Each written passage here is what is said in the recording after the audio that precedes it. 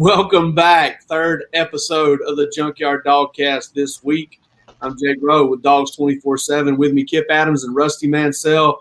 Kip's over there swilling something. I think it's coffee, maybe, possibly. Rusty's got it too. We got beverages. Just ice. Just don't get happy. Don't see that and get happy. It's just Tito's covered ice. That's all.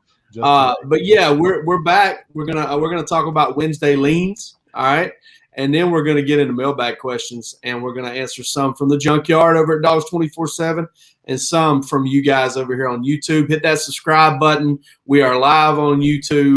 And Rusty, let's get on with it. Wednesday lean against the spread outright. What are you feeling, Georgia, Kentucky? Man, I just watched Georgia-Auburn, complete game. And, it's just right now, I think to give Georgia a big threat, it's going to take a vertical passing game. I'm talking about an elite vertical passing game. I thought South Carolina did a good job of just taking some shots. Our guys going to make a play. We're going to throw it up. I just can't see Kentucky right now going into this thing, just getting enough consistent positive run yards to change up Georgia's philosophy. Georgia's philosophy in that front seven. You take Josh Ali's out now. My early lean is Georgia, and I'm pretty close to laying a lot of points for my prediction tomorrow. But right now, just going into this game and say it every week, if you're going to be elite, so far Georgia has done that. If you're going to be elite, you're the better team this weekend, and you will handle business at home in front of no telling what kind of atmosphere this will be Saturday. Rusty, I think about this, and I'm not going to go ahead and give my score prediction, but I really like the neighborhood of where the score was last week with Auburn. How I like to see this game, and once again, another tough matchup for the opponent because Georgia, and this is almost what makes you feel like maybe this is, obviously we'll look back on it and maybe look back on this comment. It may look dumb as all get out, but it almost makes this team feel like a little bit of a team of destiny right now because it seems like every single week they're facing a team that the matchup is so hard for them. Kentucky really needs to run the ball to be successful. Florida really needs to run the ball to be successful. I mean, Tennessee, not necessarily, but still a talent mismatch there big time. And so you're just running into all these things week after week after week, and we'll see how it goes. But that, again, that's kind of my lean is basically a score similar to last week. I like Georgia's chances to be right on the cusp of that cover. Kip, what do you got Wednesday lean? I don't think, as much as we praised Kentucky's offensive line, at the end of the day, I don't see them preventing Georgia's defensive line from doing what they've done all year. That was my one question. Is Georgia's front, seven, are they going to have any issues against Kentucky versus what they've already faced this year? And I really don't see it. And I think that they're going to be able to come out and play the same game they've been playing all year, which is that they don't have to dial up any exotic blitzes. They're able to get into the backfield and pressure Kentucky, just using their standard, 3 and 4 guys. And the fact that Georgia already has 18 players with a tackle for loss, which is an incredible stat, knowing that they only had like 10 guys with a sack last year. And I think you're looking back at the 2017 team that they had 11 that year, 11 guys with a sack. They've already got 12 this year. And so I just think, it's that depth. They're going to continue to rotate guys. I just don't see this Kentucky offense being able to do anything differently against Georgia than what the other teams that they faced so far this year. So, yeah, I mean, I think double-digit points could be hard to come by for Kentucky and Athens this weekend. All right. Well, listen, we're going to change the mailbag format on you guys a little bit this week. Instead of going round table, crossing over with our answers, agreeing, yes, great answer, good job, because we're all three kind of average to below average intelligence, so we agree a lot. We all kind of, we're all right there on the same page. We're going to just kind of go with them one by one. All right. I'm going to throw it to one different person. I'm going to take this first one from Rouse Dog 10. Do you feel like Stetson Bennett will be the front runner for the quarterback job in 2022. And I'm assuming this is with the assumption that JT Daniels is leaving and Stetson Bennett is back. And if it is, hey, yeah. I mean, you got to beat him, right? I mean, at this point in the process, Stetson Bennett's he's a winner at the quarterback position. I mean, he's got a pretty decent little record here early on. He's only lost to didn't even finish one of the games he lost because he got hurt. And then who knows what happens if he doesn't get hurt in that Florida game, and lost to the national championship team at home, and played okay in that game, before it kind of unraveled on him there. And it was only his third start to begin with. So, yeah, I would say he's definitely the front runner if he comes back and JT Daniels goes pro. Whoever's going to win it's going to have to beat him out. And that's just the way that one's going to go. I know everybody's, really anxious to get on to the next era at quarterback, but it's tough to beat that experience, that playmaking, that prowess, and he's done a really good job. Rusty, going to you next from Dog Fan 34. Can Kirby get any of those juniors on this defense to stay like Jordan Davis did? Those types of things are talked about in December, and I talked about it on a pod, and I've talked to them about different pods. Back when some of those guys left, Isaac Naughton, Elijah Holyfield, and all that, Kirby kind of revamped the process of those guys getting information. So what they did was they created a combine. So at the end of the summer, the Georgia players run a combine. They know exactly where they are, an NFL-style combine. Some agent's not going to tell you, hey, you're a 4.5 when you're a 4.71, and you got it documented. So that helps in putting together all the information. So, early on, it sounds like a lot of these kids, because I talked to a scout or two that I've trusted in the past, and it sounds like a lot of these guys are leaning on leaving, but just never know how things are going to play out. So I think Georgia's had a better, since all of that, since they kind of revamped those things and kind of, hey, let's put the information together to allow these kids to process it with their families and their decision makers. It wouldn't surprise me if somebody came back, but it sounds like, the Trayvon Walkers and those guys will certainly be gone. I don't think that's surprising. Like Lewis Seam probably, in my opinion, will be gone as well. So you'll go back and look at all these again. We'll see, but that's going to be a key. I think, if you're asking my gut feeling, the one person I think would benefit the most coming back to me would be Nolan Smith. I think Nolan Smith's a guy that can put on more weight. That's what the scouts, asked me. Sounds like he's a little light right now for their liking.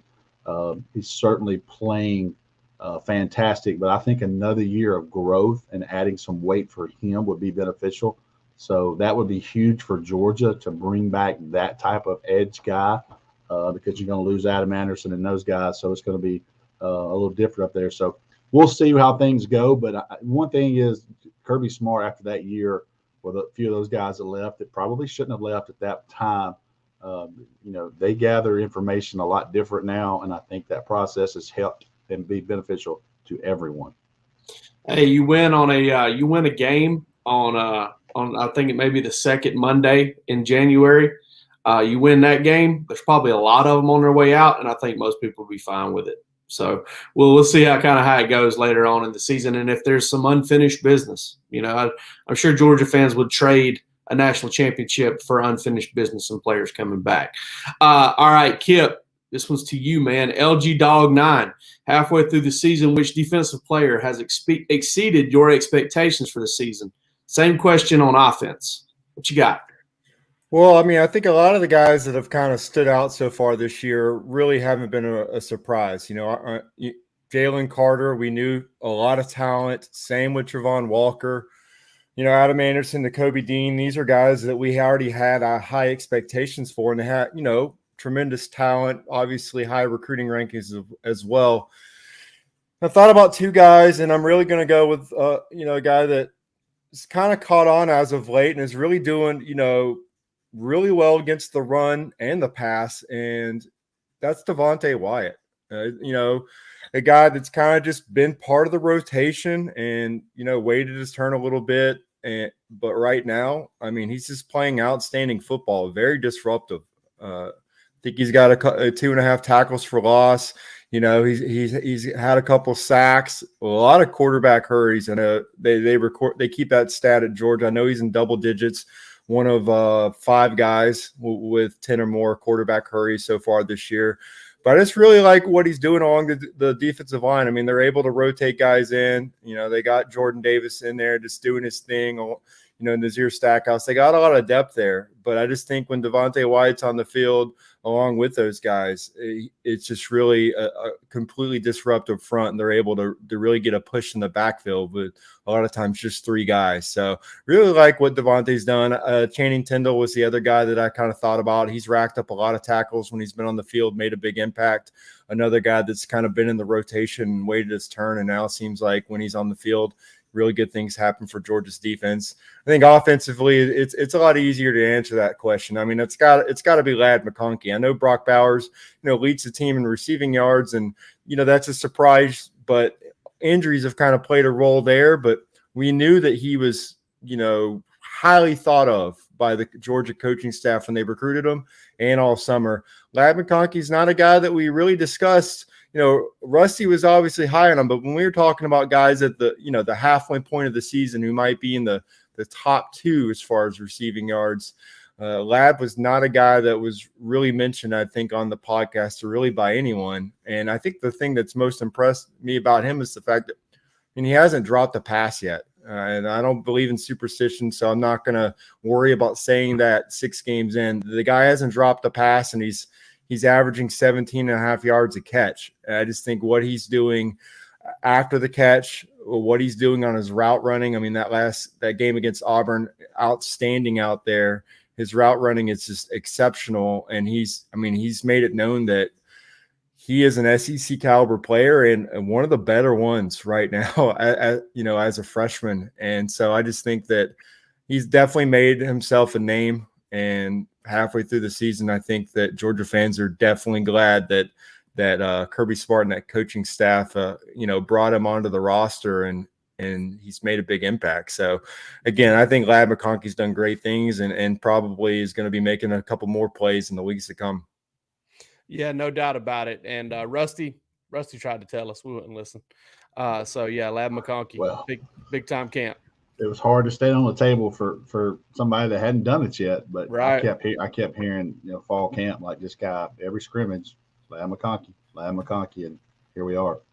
And I think it's crazy that, he's this slot receiver, and then all of a sudden there's some injuries. You throw him out at the flanker spot, and that's when he takes off. It just blows your mind sometimes how this how the opportunities present themselves for these guys. Let's take a break here real quick, and then on the other side, we're going to get to more mailbag questions.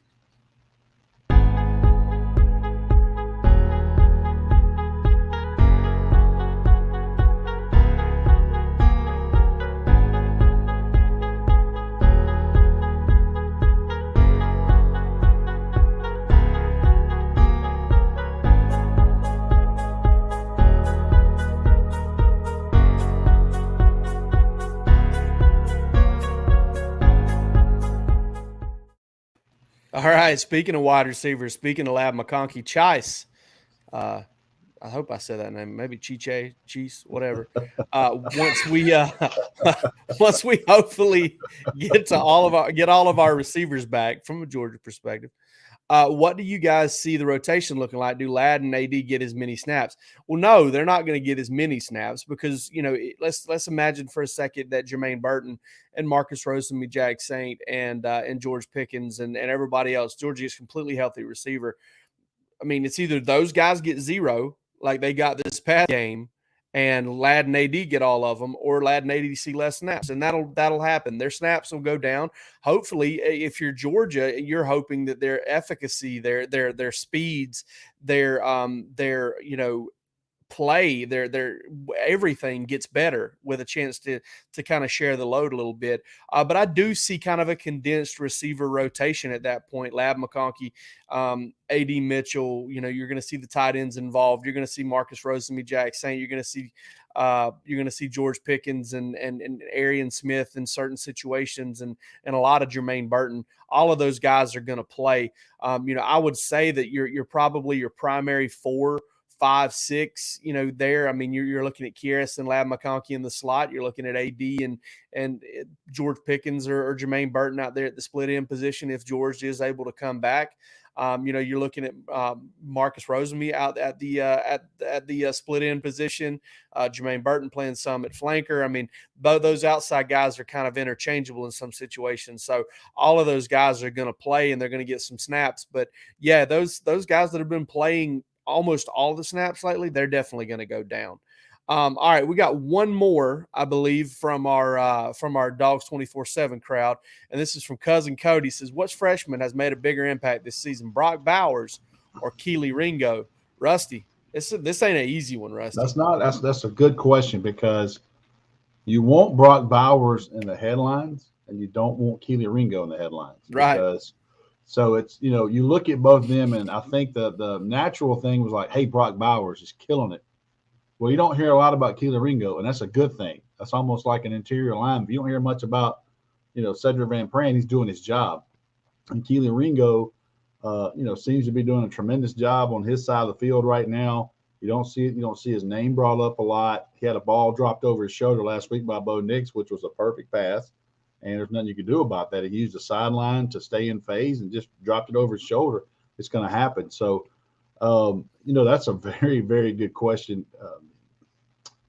I would go Bowers a little bit because he's impacted the game, touching the ball and those types of things, and he causes issues to game plan against him. But that's certainly no knock on Keely Ringo. He's doing a tremendous job starting out as a freshman corner in a tough situation, tough spot, replacing Tyson Campbell and Eric Stokes and those guys. So I would lean Bowers, but both of those guys have been fantastic for Georgia. And Keely Ringo is going to get tested more and more as the season goes on. Start passing, start playing these teams that's going to challenge them a little more down the field. Tennessee's a team now you got to watch that passing game. So I would lean Bowers a little bit, but certainly by no means has Keely Ringo been a disappointment. He has been as good as advertised for Georgia. Yeah, that is a tough one because Keely's out there every single snap trying to cover a guy. All of that stuff. All right, we're gonna go. Brian Bivens here says, "How many guys does Georgia get back from injury by the Florida game?" I'm going to go ahead and take this one because I'm the one that's sitting there, playing around with injuries every day, trying to figure out who's out and what's out and doing injury reports and stuff. I think they're going to get pretty much everybody back except for, I know a lot of Georgia fans are real optimistic about George Pickens. I'm not. Not by that point. I don't necessarily think that's a reasonable way to look at it. It'll shock me if he is. I'm not saying it's completely, out of the realm of possibility, but it'll shock me if he is back. I think all of the ones you're looking at right now that aren't major, Amir Speed's probably a little bit questionable. I think the other receivers, except for maybe Dominic Blaylock and Pickens, are probably, guys that are going to be back and going to be ready to go. JT Daniels, I feel good about that one. So yeah, I think pretty much all of them except for, Blaylock and George Pickens and maybe not Arian Smith, but maybe Amir Speed. I think those are the ones that you're looking at definitely having a chance to be back and having a good chance to be back. I think Georgia, provided there are no other setbacks, is going to be in pretty good shape injury-wise by the time Florida gets there. Do you have a gut feeling on whether Dan Lanning will be lured away after this season or not? Kip, what do you say on that, man? Well, I think it's kind of like the question Rusty answered as far as the draft, departures. That part of the year hasn't really started yet. And so, once December rolls around, when you kind of see the carousel begin, the dominoes start at the fall, you start to see which places might be a good fit for Dan Lanning. Do I think Dan Lanning is going to be a candidate for multiple openings? Yes, I do. I think Georgia's coordinators have done a pretty damn good job this year, I would say. And if they keep doing as well as they're doing, then they're going to be on the radar for a lot of spots. It kind of just depends on, how some of these other openings.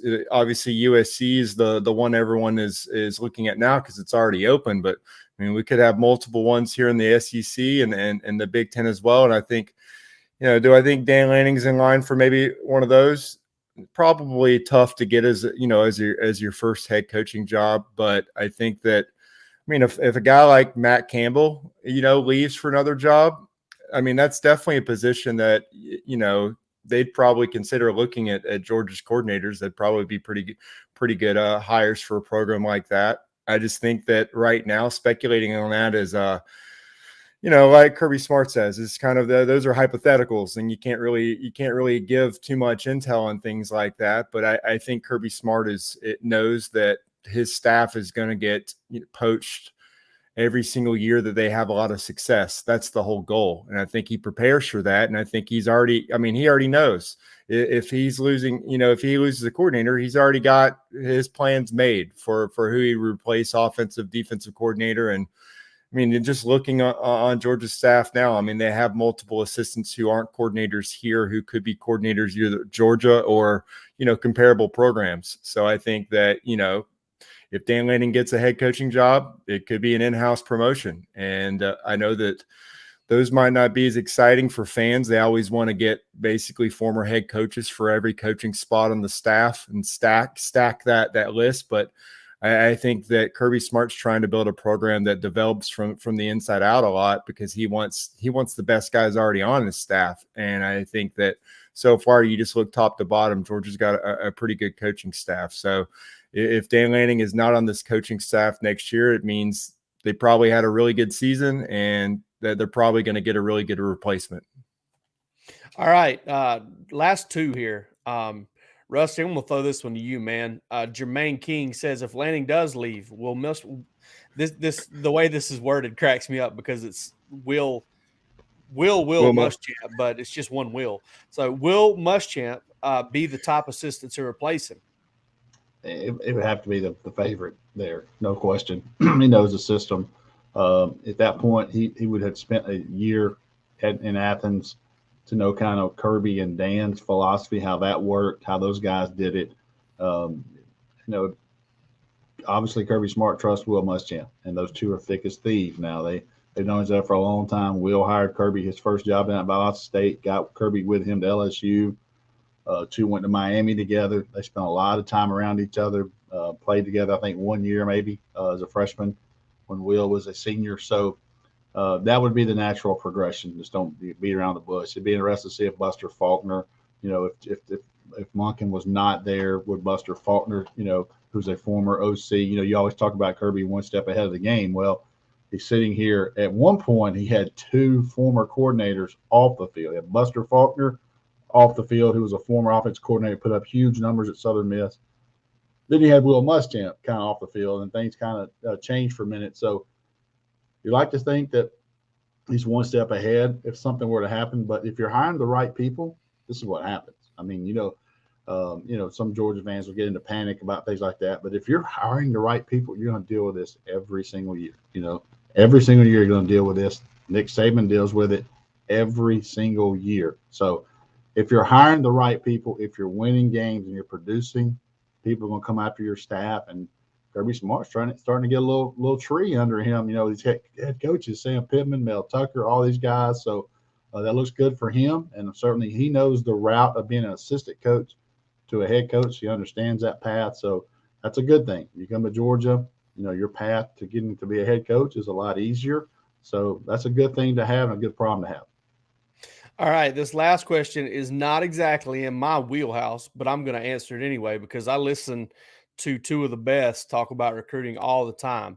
TM says, do you guys think this recruiting class can finish top 2, top 3, maybe even number 1 again? Why not? I mean, you got Kamari Wilson, you've got Michael Williams still out there who's committed to USC. I mean, Alubala. I mean, there's so many guys left in this class, and Georgia's actually got some traction with some of them. Ernest Green is another one. Oscar Delp decides tonight. I think Rusty and Kip both said they would probably lean Georgia on that one as well. You've got Luther Burden going on the 20th. I mean, another guy Georgia's very much in the mix for. I think I told Kip before the show, I reeled off about 5 guys: Green, Burden, Michael Williams, Kristen Miller, and another one. That gets Georgia to 302 points with 22 commitments. Again, it's irrelevant at this point. You don't know what point total is going to win in this class. There's a waiver that allows there's a waiver in the mix right now that's going to allow teams to maybe replace some guys that have left for the transfer portal, maybe jack those numbers up a little bit. So it's tough to say, but yeah, Georgia's absolutely in the mix for the number 1 class. And if they land Oscar Delp tonight, 6:50. Okay. And sorry if you're listening to the podcast and this has already happened, because the podcast itself will come out tomorrow. That's going to take Georgia number 3 in the country right there with what, 19 commitments, 18 commitments. So, I mean, absolutely. Georgia definitely in the mix for a top 3 class, definitely in the mix for the number 1 class. And there's even some margin for error that I don't think any of us would have saw being there maybe a couple months ago. That's all we got for this episode of the Junkyard Dawgcast. We'll be back tomorrow with some picks and to talk to you kind of a little bit more in depth about this Kentucky game. Go Braves. Go Braves. Go Braves. Braves in 4. Watched that last night. Almost lost my voice screaming with Freddie Freeman hit the home run. We'll spare you guys that one. But for this episode, I'm Jake Rowe, Dogs 24/7. They're Kip Adams and Rusty Mansell from the same place, and y'all take it easy.